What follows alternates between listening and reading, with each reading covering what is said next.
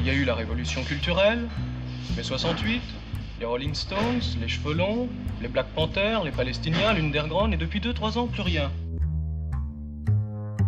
Est-ce que je dois te rappeler que t'es pas chez toi? Arrête de m'appeler mon ami déjà. Toi et moi, on n'est pas si amis que ça. Hein? Donc déjà, tu vas redescendre. Je suis pas ton ami. Tu me vois prendre mon pied et attaquer des vieilles dames avec nos futurs tatoués sur la poitrine? Je comprends rien de rien à ce qui se passe. T'as qu'à voir à la télé, les mecs, ils ont pas de ventre. On sait même pas s'ils chient. Mais célébrer, pourquoi vous voulez célébrer le cinéma? Parce que... Il est pas assez célèbre déjà? Ou il l'est plus assez? Bonjour, bonsoir et bienvenue à tous dans ce nouvel épisode du podcast L'Éclipse. Comme d'habitude, je suis avec Snack. Comment ça va, Snack? Ça va très bien et toi? Nickel. Et pour la première fois depuis longtemps, Elric. Comment ça va, Elric? Ça va, ça va. Alors, comme vous avez pu le lire dans le titre de la vidéo, nous allons vous parler de Agrodrift, le dernier film de Harmony Korine. The old world is no more. No more truths. I was born to kill. It is all I know. I am the world's greatest assassin.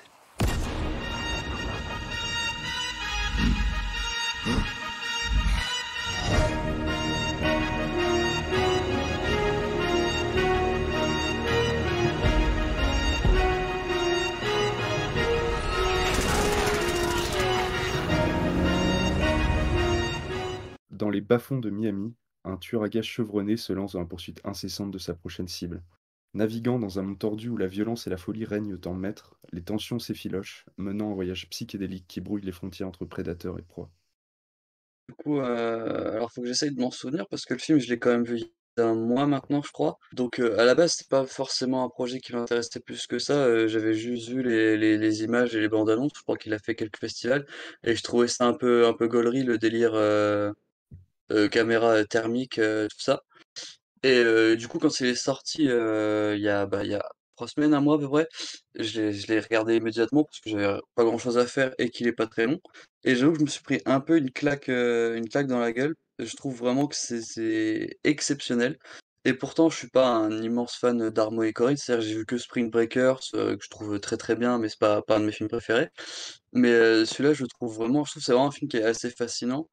Et notamment le délire de caméra thermique, c'est pas simplement un outil esthétique. Enfin, genre, on sent vraiment une volonté de créer des nouvelles images via le film. Et ouais, c'est vraiment une espèce de film inouï. Ils peuvent se targuer de, comment dire, en fait, on n'a jamais vu ça. On a déjà vu des images thermiques dans certains films ou même dans des reportages, tout ça, mais on n'a jamais vu un film aussi long qui pousse aussi loin le délire avec cet outil-là, enfin ce dispositif-là en tout cas. Bah, ouais, je me permets de rebondir parce que je pense que c'est ce dont on va parler le plus longuement, hein, le délire de caméra thermique. Je trouve que non seulement, bon, évidemment, donc le film est très coloré. Si vous avez jamais vu d'image en caméra thermique, c'est plus c'est rouge, plus c'est chaud, plus c'est bleu, plus c'est froid, et ça fait une image de toutes les couleurs. Mais non seulement ça a une nouvelle texture à l'image, mais en plus il s'en est servi tout autour. Il y a, en plus des expérimentations avec les caméras thermiques, il y a des images de synthèse qui sont insérées dedans. Et il y a aussi, je pense, un travail avec de l'intelligence artificielle. À mon avis, c'est de l'IA. Pour recouvrir les corps d'espèces de tatouages qui ressemblent à des circuits imprimés assez étranges. Et ça rend le film vraiment très très intéressant. Oui, je suis d'accord avec toi. Enfin, le côté, je pense, enfin, je sais pas si c'est de l'IA, ça m'avait fait rire le côté un peu les surimpressions avec les images de crâne, les images de circuits imprimés, comme tu as dit, ou à un moment donné, il y a même des espèces de tatouages un peu tête de mort, des choses comme ça qui apparaissent. C'est vraiment un film, comme l'a dit Elric, hein, c'est au départ quand tu vois les premières images, quand tu vois le projet, tu te dis ok c'est bon, Harmony Korine il va nous pondre le truc le plus gaze du monde, genre enfin le truc vraiment d'une vacuité totale qui va se baser uniquement sur son image. Et ce qui est drôle c'est que c'est exactement ce que c'est-à-dire que c'est juste totalement vide. C'est-à-dire qu'à part la fascination de l'image, l'hypnotisme total pendant 1h20, t'as l'impression que c'est un film fiévreux. Tu regardes ça quand t'as la grippe, à mon avis tu dormais jamais. Genre le truc entre la musique qui est omniprésente, je pense qu'il n'y a pas une seconde ou presque sans musique, c'est un truc de fou, entre cette image vraiment très particulière avec ses surimpressions, etc. Et surtout, enfin, je sais même pas si on peut appeler ça des dialogues, genre les personnages disent des trucs, mais enfin, disent des trucs, ou d'ailleurs il y a aussi une voix off qui est monologue, mais c'est tellement sans intérêt que moi, pour être honnête, j'ai regardé le film avec des sous-titres anglais. Au départ, je me suis dit bon, sous moi en anglais, je suis pas non plus, voilà. Je me suis dit ça va être assez compliqué. Et en fait, le film est tellement con que finalement, tu comprends déjà ce qu'ils disent. Et en plus, t'as même pas besoin de comprendre ce qu'ils disent parce que ça a franchement pas beaucoup d'intérêt, quoi. Moi, ça m'a fait penser un peu à ces dialogues un peu débiles des PNJ de GTA, quoi. Genre les mecs, ils te balancent des trucs, ils sont complètement cons. Il y a une espèce de côté gangster un peu claqué dans tout ce qu'ils disent, dans leur posture, mais dans tout en fait. C'est-à-dire dans cette volonté de montrer cette espèce de fascination pour les armes, pour le sexe, pour les femmes. Enfin, on dirait un espèce de gigantesque clip de rap nul. Enfin, nul pas. Enfin, c'est pas une critique que je suis en train de dire. C'est vraiment, je pense que c'est la volonté, c'est montrer vraiment la vacuité du monde du banditisme, quoi. Mais pour rebondir sur ce que tu dis, je trouve que c'est déjà quelque chose qui faisait un peu dans Spring Breakers, c'est-à-dire faire tout un film pour montrer la vacuité d'un certain milieu, qui était un peu le banditisme aussi, mais plutôt le milieu justement de ces Spring Breakers dans le film. Mais je trouve qu'en fait, ce qui marche beaucoup, c'est qu'ils se contentent pas de montrer la vacuité, c'est-à-dire que je sais pas si c'est via les images ou la musique comme il présente, mais il y a quand même beaucoup de poésie qui se dégage du film, quoi. Genre, on sent qu'il a pas de mépris non plus pour ce milieu. Genre, il a conscience de toute l'imbécilité qu'il y a autour, mais je trouve il y a quand même un peu un amour qui se dégage, pour cet univers-là, dans ces images. Bah, quand on regarde, je pense que je dois être celui de nous trois qui a vu le plus de Corinne. Du coup, parce que j'ai vu Gummo, Trash Humper, Spring Breakers. Et j'ai vu aussi les films où il a collaboré avec Larry Clark. Quasiment tous les films d'Harmony Korine ont cette espèce de vacuité un peu narrative et de montrer des milieux un petit peu. Comment dire, c'était des white trash dans ses premiers films. Après, ça part sur un peu plus le banditisme, les espèces de racailles. Et ouais, c'est un film qui est, on peut dire, très con hein, en termes narratifs. Mais en même temps, je pense qu'on n'a pas encore évoqué, il y a une dimension aussi fantastique dans le film. C'est-à-dire que, bon, il y a en plus des images de synthèse de démons, de choses comme ça qui sont insérées dedans. Mais et il y a toute une dimension un petit peu. Enfin, ce qui est étrange, c'est que les gentils sont représentés comme des démons, enfin les gentils. Le personnage principal en tout cas et son équipe, ils ont des cornes et tout, tandis que l'espèce de méchant, on va dire, démoniaque, lui a des ailes d'ange. Bon, ça vole pas bien haut, hein. Mais il y a toute une dimension qui, je pense que c'est aussi d'où l'intérêt de filmer avec une image comme ça. En fait, c'est pas du tout un film qui a vocation d'être réaliste. Il y a une sorte ouais, j'aime l'aspect poétique, je suis d'accord. L'aspect envoûtant aussi. Et en plus, une dimension, oui, presque, on va dire, fantastique, mythologique. Mais du coup, avec tout cet aspect fantastique, ça me fait penser que je voulais rebondir sur les images de synthèse et ce que tu supposais être de l'IA avec l'espèce de tatouage numérique et tout.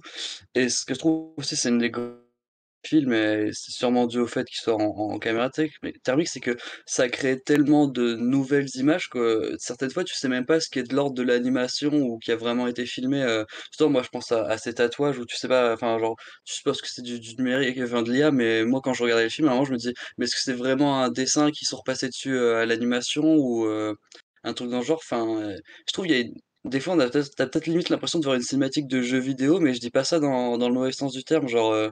C'est tellement de la nouveauté, enfin, c'est tellement une nouvelle image que tu vois, que tu t'en viens à te demander si c'est vraiment une image de cinéma ou si c'est plus. Non, puis clairement, le parallèle que tu fais avec le jeu vidéo, moi c'est vrai que je l'ai trouvé tout de suite. D'ailleurs, on en avait parlé un petit peu. Enfin, il me semble que j'en avais parlé à Lucas quand il n'avait pas encore vu le film. Moi, tout de suite, ça m'a fait penser à un jeu vidéo, que ça soit donc effectivement dans cette espèce de travail de l'image qui est un peu particulier, mais même dans ce rythme. Enfin, je reviens là-dessus. Ça fait vraiment effectivement un peu cinématique de jeu vidéo d'un personnage un peu à la con qui te donne une mission, parce que c'est un petit peu aussi ça. On va pas trop parler de l'histoire parce elle a pas grand intérêt. Et puis alors en plus, enfin. Bon, c'est assez compliqué d'en parler, de parler de ce film. Je pense que vous vous rendez un peu compte. On va beaucoup parler de l'image et de l'ambiance, mais au niveau ouais, du scénario, de l'intrigue, tout ça, des dialogues, on n'a pas grand-chose à dire dessus, donc c'est assez compliqué. Mais il y a quand même ce côté, genre le patron là, du personnage principal, dont j'ai oublié le nom, genre le mec, on dirait vraiment un personnage de jeu vidéo, quoi. Il est là, il donne des ordres, en plus il bouge de manière un peu désarticulée. Enfin, il y a vraiment tout un côté très, très bizarre dans ce rythme, dans ces dialogues, encore une fois, ou même dans ces séquences qui sont vraiment. Enfin, je veux dire, la séquence à un moment donné dans l'espèce de. Je crois que c'est un yacht avec une piscine dessus, et d'un coup, Corinne, il s'arrête 5 minutes pour montrer des stripteaseuses en train de twerker dedans. Enfin, t'as vraiment l'impression de regarder une cinématique de jeu vidéo, comme tu dis, en version voilà, caméra thermique, et en plus, dedans, on rajoute des images de démons dans le ciel ou comme ça en arrière-plan, parce qu'il faut quand même dire que on parle de caméra thermique, etc. L'image, au départ, ça fait un petit peu bizarre hein, quand tu commences le film, mais il y a des plans hallucinants. Enfin, moi, je trouve qu'il y a des plans hallucinants à un moment donné, justement, où Ouais. le mec il marche et il voit le démon derrière. Enfin, je trouve ça hallucinant, perso. Ouais, je trouve que hallucinant, c'est un bon adjectif pour définir le film, enfin pour qualifier le film. Euh, Cette dimension hallucinante, pour moi, elle vient aussi beaucoup de la musique. Ce qui fait qu'on est, malgré que le film soit sorti il y a un mois, on est quand même un peu dans l'actualité parce que la bande originale est sortie hier ou avant-hier. Ah, en tout cas, à l'heure où on enregistre ce podcast. Et donc la musique en elle-même, je la trouve assez exceptionnelle. Je connaissais pas l'artiste qui s'appelle Arab Music, je crois. Et enfin, elle aussi, elle a un côté très, très jeu vidéo, très musique de combat quand dans un RPG ou ce genre de truc, hein. Je crois qu'il y a même le nom d'une des OST, ça va être Medieval Music ou un truc dans le genre. Enfin, je trouve qu'il a vraiment essayé de jouer sur cette esthétique de vidéo en plus de l'esthétique gangster, clip de rap, tout ça. Bah, en plus, on parlait de gangster clip de rap, mais il y a Travis Scott qui joue dedans. Et Oui. un peu naïvement, je pensais qu'il allait avoir un morceau de Travis Scott dans le film, ou tu sais qu'il avait composé un truc. Absolument pas.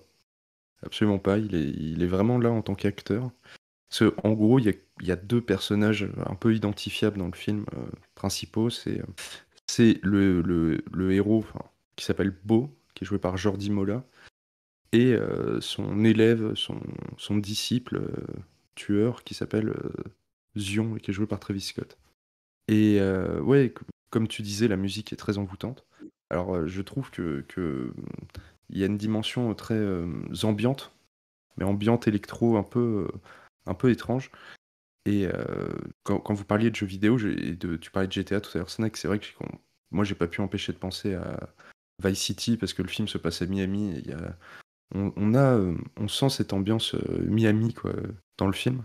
Oui, après, il y a quand même on va dire le personnage de l'antagoniste. Alors, je sais pas trop comment on peut le qualifier. Je dirais que c'est la cible du coup du tueur à gages qui apparaît énormément dans le film. En plus, il est assez drôle. Alors déjà, le mec, c'est un gros steak, hein, genre le type est assez impressionnant. Je veux dire, en caméra thermique ou pas, le type fait peur, hein. Au départ, en plus, t'as l'impression que le film va sur une sorte d'autre histoire où on va s'éloigner de ce type-là, qui est d'ailleurs en passant, qui est hilarant, parce que le mec doit avoir un très sérieux problème de libido parce qu'il peut pas s'empêcher de faire des espèces de gestes de sexuels ou je sais pas trop quoi, d'actes sexuels, c'est pas trop ce qu'il limite, mais il peut pas s'en empêcher. Toutes les 5 minutes dans le film, le mec s'amuse à faire des Ouais, gestes. avec son katana, ouais. Ouais, ouais. Et il est fasciné par les stripteaseuses et machin. Enfin, le type a vraiment un très très gros problème de libido, hein. Enfin, faut le calmer. Et surtout qu'à un moment donné, bon, on a l'impression qu'ils vont jamais s'affronter. Et d'ailleurs, bon, le film remonte un petit peu. Moi, j'ai dû perdre le fil pendant le film parce que j'ai pas compris à un moment donné comment il se retrouve, donc notre tueur à gages, à finalement affronter ce type-là. Il finit dans sa baraque, il voit une femme qui est attachée au lit, etc. Et ils vont finir par s'affronter. Et là, tu te dis, waouh, giga combat sa mère, ça va péter. En plus, t'as plein de nains avec des petites machettes. Enfin, il y a rien qui va dans ce truc. C'est une séquence vraiment qui est complètement folle. Et en fait, il y a pas du tout de combat. Le mec, il le fume en 30 secondes, alors que sa cible fait à peu près le double de son poids. Et là, il te le décapite. C'est dégueulasse. Genre vraiment, en plus, il y a des images. Le plus drôle, attends, c'est qu'il le fume avec un couteau, tandis que le mec en face a un katana, tu vois. Voilà, non mais exactement, c'est ça qui est. Enfin, je trouve que c'est vrai qu'on n'en parle pas trop, mais il y a quand même une dimension un peu comique, je trouve, dans le film, un peu vraiment, un peu ridicule, un peu nanar. En fait, ce qui est fou, je trouve, dans Agro Drift, moi, enfin, c'est plus ou moins ce que je pense du film, c'est que chaque élément pris à part, c'est-à-dire cette espèce de musique omniprésente, cette caméra thermique, ces dialogues complètement débiles, ce monologue complètement con, où la moitié de ce qui va se passer, la moitié de l'intrigue, ou plein de séquences, des choses, comme je l'ai dit tout à l'heure, là, les nains avec des machettes, ou tout est ridicule. En fait, tout est ridicule, pris à part, tout est ridicule, tout est pathétique, mais genre Corinne, il pousse tellement les potards à fond, à tous les étages, que bah, à la fin, ça fonctionne. Ça crée vraiment une ambiance, un truc vraiment particulier. Ça cause cette espèce de plastique, cette espèce d'intrigue un peu vidéoludique, comme on dit depuis tout à l'heure. Il y a quelque chose qui arrive à se dégager de tous ces éléments qui, pris à part, seraient vraiment d'un mauvais goût, enfin d'un mauvais goût total, quoi. Moi, je trouve ça hallucinant. Et Bah, encore une fois, cette fin où les mecs, genre, ils s'envoient c'est la tête du mec, ils se la partagent comme si c'était un ballon. Il y a rien qui va, franchement, il y a rien qui va. Mais c'est tellement mais drôle et c'est tellement, enfin, c'est vachement bien, quoi. t'as dit un terme qui est vachement intéressant par rapport à Harmony Korine, c'est mauvais goût. C'est-à-dire que tous ces films explorent vraiment le mauvais goût, parfois vraiment poussé à l'extrême. Je pense à Trash Humper ou Gummo ou même dans une autre mesure Spring Breakers, qui montre un peu le. En fait, il y a cette espèce de fascination d'une sorte de beaufitude un peu gangsta rap qui est en même temps, enfin, en tout cas de l'esthétique que ça dégage. Bah, je pense notamment au personnage dans Spring Breakers de James Franco. Mais il y a en même temps tout ce que disait Elric, le film est très poétique, c'est une sorte de poème visuel déjà, il y a quelque chose de très envoûtant, et qui pour moi dénote vachement avec, en tout cas de ce que j'ai pu voir du reste de la filmo de Corinne, qui était un peu plus réaliste, on va dire, ou en tout cas même si ça pouvait être un peu plus brut, en tout cas. Je trouve que dans Spring Breakers, il y avait déjà aussi beaucoup ce côté poétique, notamment la scène où les personnages du Britney Spears sur la plage, là, je sais pas si tu l'as en tête, mais cette scène-là qui avait tout pour être ridicule, pareil, ils jouent sur une musique, pop un peu ridicule, les costumes, tout roses des personnages avec leurs flingues, dorés et pourtant elle arrivait quand même à dégager, beaucoup de poésie, hein, enfin, je trouve. Ouais, ouais, je suis d'accord avec toi, mais c'est ce que je disais, c'était en filigrane dans le film, mais c'était pas Ouais, autant. ouais. Le film ne reposait pas uniquement là-dessus comme Agro Drift, qui est Ouais, là, vraiment. il a vraiment poussé son style à fond, enfin en tout cas le style développé dans Spring Breakers, c'est à fond. En plus, il faut parler de la façon dont le film est sorti, parce il a été projeté à la Mostra de Venise, puis au Festival de Toronto l'année dernière. Puis en fait, avant d'être disponible en VOD, parce que maintenant, si vous voulez le voir, il est dispo en VOD, il est sorti, si je dis pas de bêtises, il a été projeté seulement dans des clubs de striptease aux États-Unis, à Los Angeles. Et c'est vraiment, Corinne est vraiment un edgelord. Non, mais le mauvais goût jusqu'au bout, quoi. C'est-à-dire que même hors du film, le type est d'un mauvais goût total, mais c'est tellement drôle. En même temps, je veux dire, à la fois ça a sa place parce que dans un club de striptease, tu t'attends à avoir des trucs un peu, enfin j'en sais rien, moi je connais pas les clubs de striptease des États-Unis, hein, je précise, mais tu te dis genre ça peut avoir sa place en même temps qu'il Parce va que le regarder ça dans français, un tu club. connais ça? Non, je connais pas non plus. Non, mais non, mais enfin, je imagine que c'est sorti qu'aux États-Unis, donc c'est pour ça que je dis ça. Mais non, non, enfin, limite ça a sa place, mais tu te demandes qui dans un truc comme ça va regarder ça. Enfin, je veux dire, ça a pas de sens. Tu vas dans un club de striptease pour une projo d'Harmony Corrine. Non, mais ça me fait penser à cette scène complètement délirante où ils sont dans un club de striptease. Ça filme les stripteaseuses en train de faire du pole dance avec des. Je sais pas comment c'est fait. Vraiment, pendant le film, il y a des moments où j'étais concentré sur. Ça m'intéressait la technique, quoi. Je me posais des questions sur techniquement comment c'était foutu. Et la scène où les stripteaseuses dansent et elles ont des étincelles qui sortent de leur fion. Je me suis dit, mais comment ils ont fait ça? Comment, Non, mais comment c'est c'est vrai, possible? c'est vrai que mais c'est pour ça que je dis tout à l'heure, en vrai, il y a vraiment des trucs très drôles dans le film quand tu t'arrêtes 30 secondes. Il y a des trucs qui sont hilarants, et encore une fois, bah, c'est vraiment du mauvais goût, quoi. Et ça serait isolé dans un film, on dirait que c'est trop de la merde, mais là, comme c'est vraiment dans un fatras total de mauvais goût, bah, à la fin, ça finit par fonctionner, quoi. Finalement, je trouve ça fort, en fait. Je trouve ça très fort d'avoir réussi à faire un truc pareil. Mais pour revenir sur un truc que disait Elric, c'est vrai que c'est difficile de comparer le film et de mettre un nom sur cette esthétique tellement il invente de nouvelles images, Corinne. Et je pense que c'est vraiment la chose fondamentale à retenir avec ce film et qui le rend si intéressant. Parce qu'en même temps, d'un côté, en tout cas de mémoire d'homme et de ce que j'ai pu voir, c'est la première fois que je vois un film intégralement tourné en caméra thermique. Mais en plus, devant le film, j'ai pas pu empêcher de me dire, mais qui d'autre pourrait reprendre ce procédé?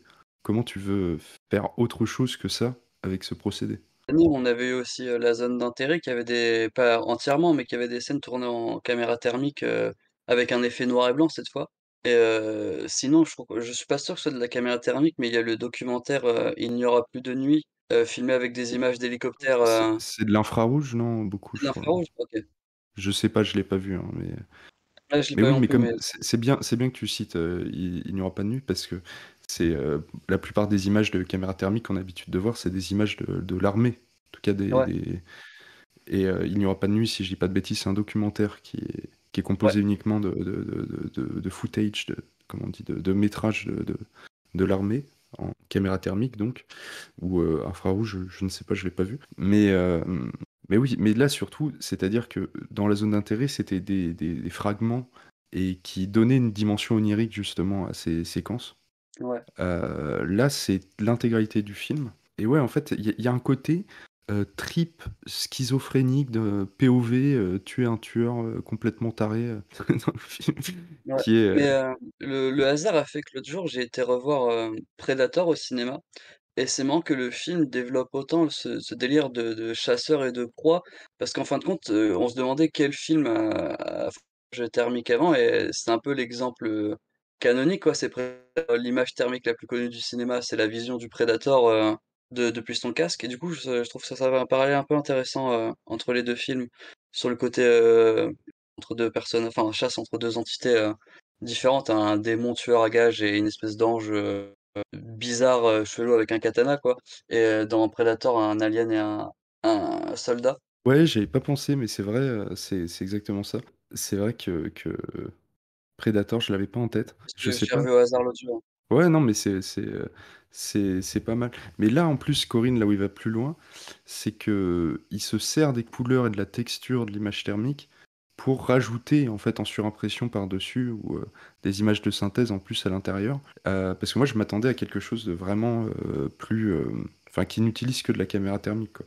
Et je suis quasiment persuadé que c'est de l'intelligence artificielle, alors ce sera vérifié, mais pour les dessins sur la peau, parce que la façon dont les dessins s'animent en même temps des mouvements de la caméra, il y a cette espèce de flou un peu étrange, un peu bizarre que fait les dessins en intelligence artificielle, que font les dessins ou les animations d'intelligence artificielle. Il y a autre chose aussi que je trouvais intéressant avec ce traitement de l'image par caméra thermique, c'est on dit souvent par exemple, bon, je vais donner cet exemple-là, hein, c'est pas le seul, mais chez Michael Mann, on dit qu'il filme souvent les choses qui sont un petit peu fascinantes, comme les voitures, comme les choses comme ça, et je trouve ça fou qu'avec ce procédé-là, Harmony Korine, tu sens qu'il essaye de montrer justement que cette fascination pour les bagnoles ou cette fascination, je sais pas, pour les femmes qu'on peut, voilà, qu'il y a, ou même cette espèce de dégoût pour la violence qu'il y a, en fait, tout est un petit peu écrasé par cette caméra thermique. Tout est la séquence, c'est au tout début du film, hein, je crois, hein, il est dans sa bagnole, c'est une belle bagnole. Je me demande si c'est pas une Lamborghini, mais on la reconnaît à peine. Et justement, Je on crois que c'est une reconnaît. Lambo, ouais. Ouais, pour moi c'est une Lambo et on la reconnaît à peine.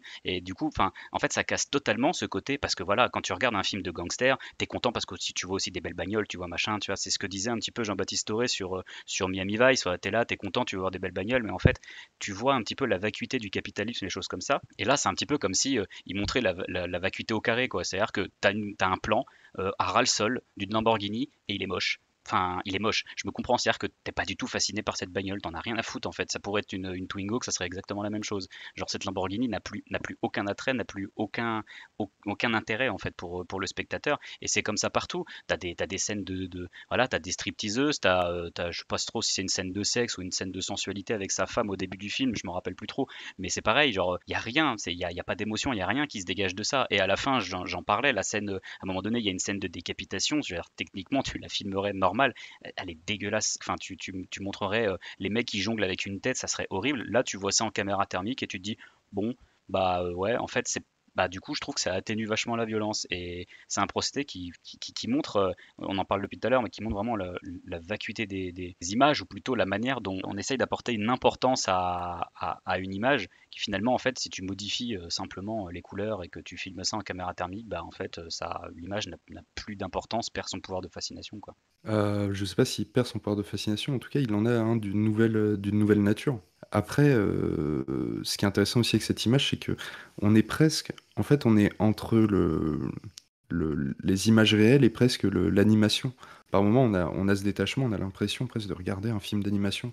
Aussi, ce qui est mélangé avec, ce qui est amplifié plutôt avec les animations qui sont collées en surimpression sur l'image. Mais ouais, il y a ce... cette dimension, c'est intéressant ce que tu dis par rapport au rapport aux images et à la vacuité. Et je pensais justement, tu l'évoquais, mais ça m'est revenu en tête, la scène qui est censée être émouvante où il est avec sa famille et tout, mais c'est d'une vulgarité. Sa femme, et c'est littéralement, ils ont pris Kim Kardashian, qui font twerker pendant 10 minutes dans la chambre, tu vois, avec des gros plans sur son cul, mais c'est censé avoir te faire ressentir un truc très touchant, tu vois, le moment où il est en famille, et il parle de son rapport à ses enfants, tout ça, et c'est touchant d'une certaine manière, mais en même temps, c'est excessivement vulgaire et beauf. Mais c'est vulgaire et beauf, et c'est drôle parce que tu parles de cette séquence et le mec, sa vie est nulle. Que même quand il est chez lui avec ses enfants et sa femme, sa vie a pu la merde. Genre vraiment, c'est d'une vacuité. Même dans la famille, il y a rien qui va. Son boulot, ça n'a aucun intérêt. Sa vie n'a aucun intérêt. Sa famille, ça n'a aucun intérêt. Quand tu vois tout ça, tu sens que le mec se fait chier. Je veux dire, c'est profession reporter en caméra thermique, quoi. C'est-à-dire que le mec, vraiment, genre, ouais, c'est même pas juste la vacuité du monde du gangster. En fait, pour lui, c'est vraiment juste tout simplement la vacuité de sa vie totale. Après, lui, il est au-delà du gangster parce qu'il dit je suis le meilleur tueur, machin et tout. Et en plus, il donne une dimension mythologique, un peu religieuse à sa mission. Ouais, le mec se déifie totalement. Ouais, c'est ça. Il a un god complexe ou quoi? Non, mais en gros, bon, je pense qu'on a un petit peu fait le tour. Attends, juste ce qui me tabasse, c'est que le site pour acheter le film de la boîte de prod, c'est edgelord.com. Oui, non, mais oui, et ça s'affiche à la fin du film, avant le générique de fin, je crois, c'est le premier truc qui s'affiche. Genre, ça marque Edgelord, ça m'a fait marrer. On mettra le lien en description pour que vous voyez le film. Nous, on vous le conseille, je pense que vous avez compris. Après, il faut savoir un petit peu où on met les pieds. À la limite, voilà, faut regarder quand même 2-3 images avant, parce que si vraiment vous avez du mal avec ce genre de couleurs, ça va vous faire tout drôle. Mais c'est vraiment un film qui est intéressant. Nous, en plus, on en parle tous en l'ayant vu qu'une fois, enfin, je suppose. Donc, et puis certains, enfin, moi, je l'ai vu il y a 2 semaines, Elric l'a vu il y a 1 mois. Toi, Lucas, tu l'as vu il y a 3 quarts d'heure. Mais c'est un film, je pense peut-être qu'on pourra analyser un peu plus longuement, peut-être à voir et revoir. En plus, c'est pas trop chiant à revoir parce que ça dure 1h20. C'est quand même une expérience qui est assez passionnante. Voilà, c'est une expérience. Je pense qu'on peut conclure en disant que on n'a jamais vu un film comme ça. Et je sais pas si on en reverra un autre parce qu'en fait, c'est comme si Harmony Korine avait créé et fini le film en caméra thermique, quoi.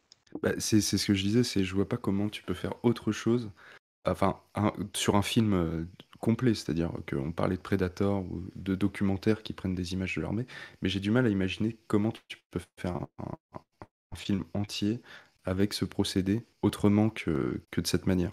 Un film entier avec ce procédé sérieux, pour moi, ça collerait pas. Genre, ça serait. Après, je dis ça parce que ce film ne l'est pas, mais un film avec ce procédé pendant 1h20, d'un film qui se prend au sérieux, honnêtement, je pense pas que ça serait regardable. Enfin, après, c'est mon avis. Mais je suis pas d'accord avec toi, je pense qu'Agrodrift se prend au sérieux, hein. Je pense juste qu'il a une conception, c'est pas une comédie. Enfin, un film, c'est un film qui montre le grotesque et le beauf un peu excessif, mais qui en fait une esthétique qui est. Le film, je veux dire, dans son ton, est quand même très sérieux. Après, si tu isoles et que tu prends le temps d'isoler des images et des trucs comme ça, oui, c'est très très con et très, très beauf, mais je pense qu'il y a quand même ça veut rendre hommage, en tout cas, à un certain univers.